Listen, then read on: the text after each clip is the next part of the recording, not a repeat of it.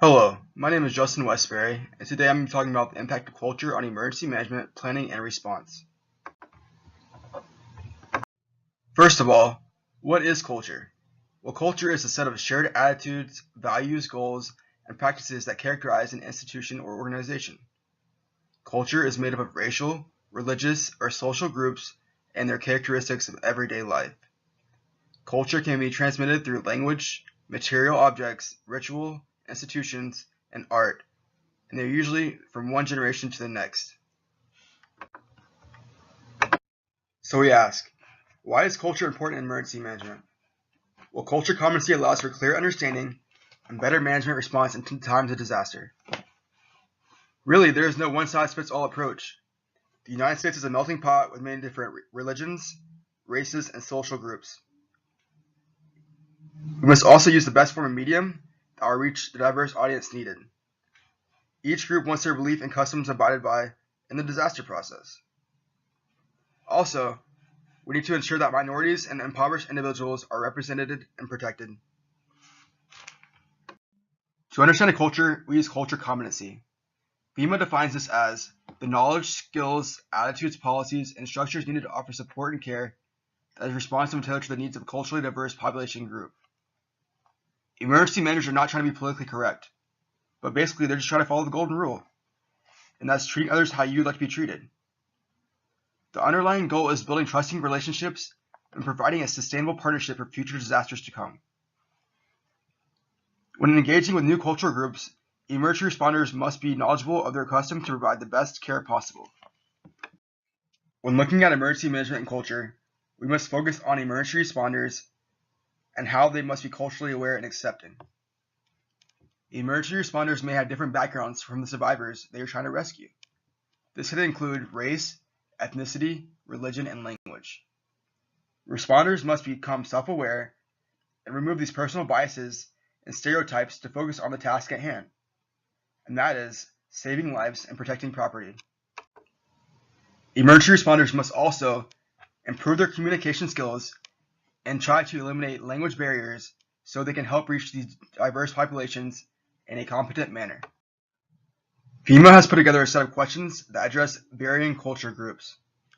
First, emergency managers must ask, what is said? This is using appropriate forms of titles to religious and community leaders. Next, we should ask, who's saying it? This accounts for dialects, accents, and language barriers. Third, where it's said.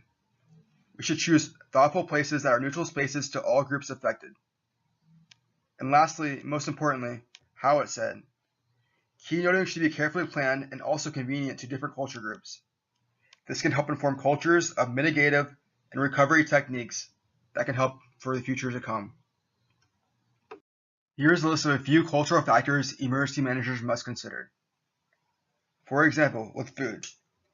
If FEMA is sending food and aid to a Muslim or Jewish population, there needs to be a food that ensures kosher, halal, and vegetarian options to respect their religion. Also, with scheduling and time frames, different cultures view time intervals differently. This means they can have Sabbath days and religious holidays, and it is important that responders set time frames that are realistic for these survivors. Disasters can have impact on culture and emergent norms. Most cultures evolve over time, but these disasters can create a new culture. Victims can be isolated from the rest of the country during a disaster.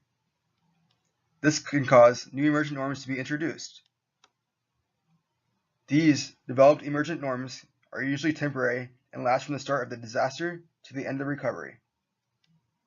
Outcomes are usually determined by the milling process, or in other words, the searching for the reason why. Most emergent norms go back to the previous cultures and norms before the disaster took place. However, major disasters have been known to change previous emergent norms to these new norms. Two well-known examples are Hurricane Andrew and Hurricane Katrina. Lastly, I will go over Schneider's 5 factors of influence. These 5 factors measure the compatibility between emergent or cultural norms and bureaucratic or governmental norms. These factors directly measure how effective the planning and response process actually was. These factors can also determine how each side's goals align or disagree with each other. All 5 factors are important, but the 5th factor is most important with culture. This measures the impact of culture after a disaster has occurred. Overall, culture has very much shaped the way emergency managers deal with the planning and response process.